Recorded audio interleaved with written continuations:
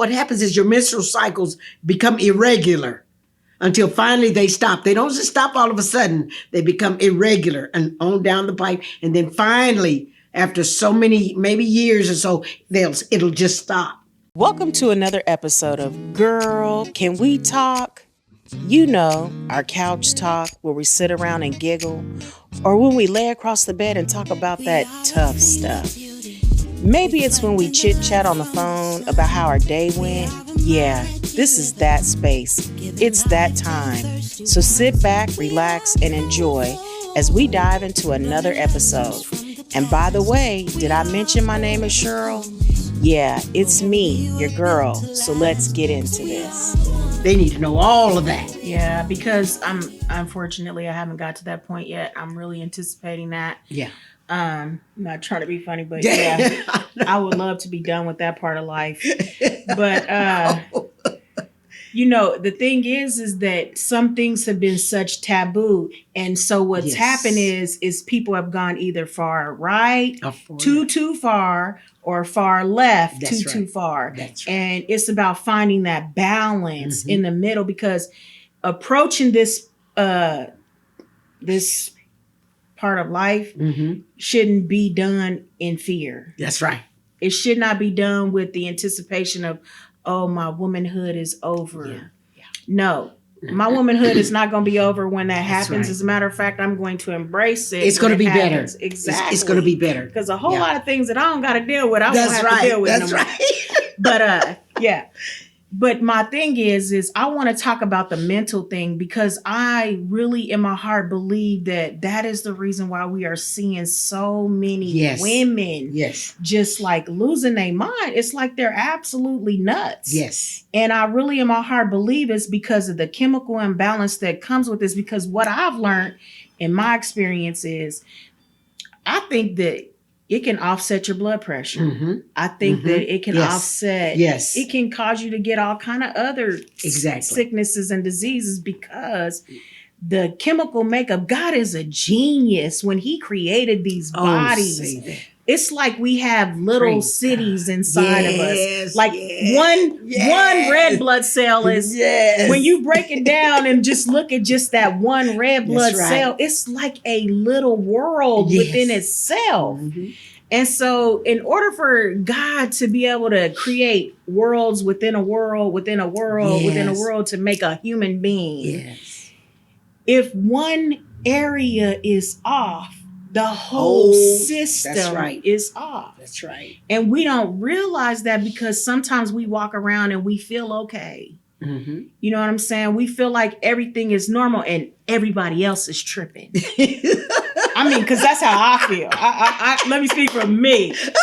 I feel like I'm okay. Everybody else is tripping. But when my kids start talking to me about it, then I have to step back and look, because I don't want to be acting a certain kind of way and don't realize it, because I don't know, you know, that I'm having this off balance. But if everybody around you is saying, are you okay? Yeah. Are you okay? Yeah. Are you sure you're okay? Maybe you need to step back and say, am I okay? Yeah. You really don't know. You like you say, you think you're okay. But when this flash hits you, you're out of your mind for so many seconds. And when you come to yourself, when it clears up and you come to yourself, then it's like you're two different people. You're two different people. You took that, okay. Now you're coming out of it. Now you're back to you. That's another person. Right. That just and each time you know it's going to happen, but you don't know when. It's like a thief in the night. It can hit you in your sleep.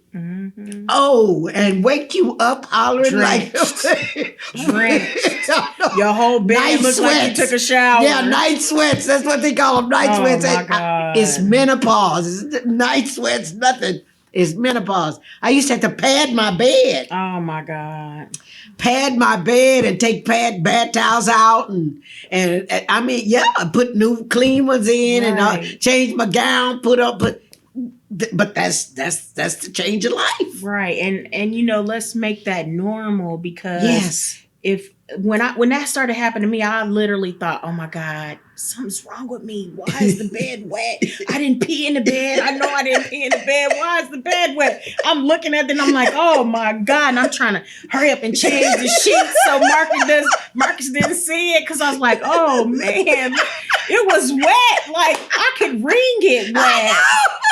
And I was like, what the heck? He went and bought me this little thing that you plug in and it keeps the whole bed cool, so I'm not sweating all night long, because I take the whole cover off the whole bed. Yeah, I do that. I would. Oh, I have a little fan. It sits right next to the bed, and I be looking at him thinking, if we can't turn the ceiling fan on, I'm gonna die. I had the ceiling fan on.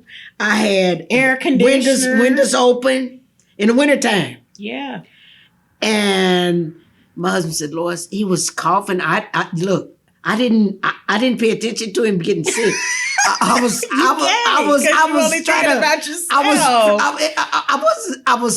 never had this before in my life. I'm trying to get it, figure out what is this? Why am I doing? What's the matter? It keep going and going and going. It never stops. And you can be in some of the strangest places and it hits you. Right. Grocery store. And I'm saying, yeah. And here's another thing I discovered. Kleenex, don't use Kleenex to dot your face. You leave white dots all over your face. Collect handkerchiefs. Right. Collect handkerchiefs. Because, and fans. Huh? And fans. Oh, yes. Thank you very kindly. I have, and they're pretty fans, so you can just whip it out. I carry them in my purse everywhere I go. Drinking water is key too, because it'll help keep you from getting dehydrated. Yes. Because I tell you, when you go to sweating, you can easily get dehydrated. Yes, you can. So then you got two things working against you. Yeah. Well, see, I always drink a lot of water, but they don't know yet to drink a lot of water. Right. It's so important for so many things, because if you're on medications, you could have a toxic build up inside you if you don't flush it. Right. You have to flush it. Every morning I told my daughters, my children, when you wake up in the morning, you've been shut down. Right. You drink a full glass of water, 8 ounces of water, to flush your kidneys, to flush everything. That helps a lot. And Jackie has never forgotten it. I don't know if the rest of them have, but she drinks her water every morning. You get out of bed, you drink your water so to flush your kidneys. Right. You have to do that. You must. Right. It's a must. And so I am still going through it at 81, but the heat is out. Right. And and now that I'm a mature Christian, I can thank God even for that. He kept me through that. I wasn't taking medications to help me. God helped me through it. Right. And I would stand still when they would come on me, because I knew I was going to transform into another person. So I would wait on it. When I felt it coming, and then I wouldn't make a move until after it was clear and I was coming back to myself. Then I would go on about doing whatever it was I was doing. I think that's wisdom. But I just refused to take medication because it might even prolong it. Oh my God. Taking medication. Just think, if you take medications, that was for me. Now you might need some medication. Yeah, some women. Yes. So don't. I'm talking about me. I chose especially not if to. You don't know Christ. Yes. Because if you remember what she said, first thing. Yes. Is I went to God. Yes. I had to go to God first. Mm-hmm. And that is key, because if we don't go to the one who created this body, how will we know how to respond when this body is broken? That's with anything. Exactly. Because even if you you might not be in menopause right now. Heck, you might have 20 or 30 years before you even get there. Mm-hmm. But I'll explain something to you. If you have a situation going on in your life, take it to God first. That's right. That's right. Don't take it to your girlfriend. That's right. I mean, not that that wouldn't be a good thing sometimes, because we need a listening ear. But if you take it to God first, He'll give you the wisdom. Glory be the wisdom to Yes. go through it. Yes. The wisdom to know if I'm supposed to turn left or if I'm Yes. supposed to turn right. Yes. Or if I should stop eating this, or maybe I need to eat more of this, Mhm. or whatever the situation might be. If you take it to God first, He will give you wisdom and instruction. All you have to do is obey. That's the hard part. Yes. We go to God and we say, Lord, help me, Lord, help me. And then He gives us the wisdom and the guidance. And it's not what we wanted Him to say. That's right. And so we do what we want to do, and we look and think, well, dang, it didn't change. That's right. Well, it didn't change because you didn't do what God told you to do. Exactly. So I would just admonish you to whatever the situation that you're going through in life right now, whether it be menopause or whether it might be a situation where you're in an uncomfortable position. You know, you might need to leave somewhere because things aren't right for you, or you just need to make better choices. That's right. Take it to God first. Yes. Because He will lead you and guide you into His perfect peace for your life, for the things that He has for you. Because no matter what, He created every single last one of us for a purpose. That's right. Your purpose might be washing dishes. Yes. My purpose might be talking. Yes. Your purpose is leading people. But whatever the purpose is, there is no greater small purpose, because when you bring it all together, we are one body. Absolutely. And I need you. I need you. I cannot do this by myself. Absolutely. She couldn't do this by herself. None of us can do this by ourselves. Yes. We need you. We need you to reach out. Our babies are dying in these streets. Yes. I am sick and tired of looking at the news. Yes. I'm tired of hearing mothers crying because their sons are dying. Yes. Not just sons anymore. Now we're putting our daughters in the graves too. Yes. But this thing that we're experiencing in life, we can change. Yes. I'm reaching over to my older sister and I'm saying, hey, help me. Yes. Yes. Because this is the season of life that I'm in. If she wasn't here, who could I turn to? Yeah. So He put us here for one another. Right. So as I extend my hand to you, I'm telling you, I need you. I need you to be and do what God has called you to do so that we can change this world. Because there is no one-man army. That's right. Them days are over. Yes. Now it's us coming together as a people, and not just any people, men and women of God, doing what God has called us to do, so that we can change the trajectory of what the enemy is doing in our community here in Kansas City. And not just our city, but our state. And not just our state, but our country. And not just our country, but our world. Yes. But it starts with you. Yes. So I'm just asking you, I'm begging, I'm pleading with you. Come on, girl. Can't we talk about this? Yes. Can't we reason together? Can't we get this together and be the change that we want to see in this world? I'm here for you. This is your girl, Cheryl. Let me know what you thought. So tell us how people can find you, because I'm sure someone is going to see this in Kansas City, because we are in Kansas City. Yes. And even if you're not in Kansas City and you want to come, where can they find you? At 2100 Prospect, Kansas City, Missouri, 64127. And you can reach us at 816-714-8001.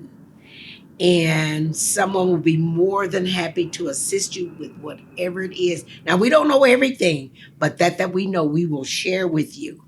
Won't we, Cheryl? Yes. All right. And not only that, Sunday service starts at 9:30 a.m. Wednesday at 6:30. If you want to come out and join us, feel free to come. We will welcome you with open arms. Amen. We're Good Samaritan Christian Center, and we're just that. And we have children's church as well. And we have pastors here to assist you at any time. We have pastors all over this place. God has put us here for his purpose. And so we're going to be doing his will here at this church and at all times. We're supposed to be living the word of God so that people can see what he looks like. So we welcome you. Do come and visit us. Do. It's worth it. This is probably one of the only little churches I've ever been in where they actually do what they say they're going to do. I mean, they really do feed people, both physically and spiritually. And it's amazing to see this small lighthouse in this community doing something with what they have. And there's all these mega buildings and they're not even doing half. Praise God. So, I mean, if you really want to be somewhere where it's real, the light is real in the house. This is the place for you. And I would just commend you, recommend you, and welcome you to come. Yes. So. And come as you are. You don't have to dress up. You don't have to dress up. We don't dress up here. We wear jeans, whatever we're comfortable in, because you have to be comfortable in order to receive this word. We don't want you all tight in girdles and things and tight shoes. Just kick your shoes off and just enjoy yourself, because that's what we do here. We're not fake. We're not phony. We're for real. We tell you the word. We don't candy coat it. We don't know how. And I'm thankful for that. We tell you exactly what thus saith the Lord and leave it at that. So welcome. Anytime you're welcome. Yes. So with all that being said, I love you and I'll talk to you later. I'd like to take this time to thank everyone who has helped bring this about. First, Marcus Williams, Garvaz Creative, Charmel Cofield, and Justice West. My special guests, but mostly you, my listeners. So until next time, stay true, stay you, stay woman.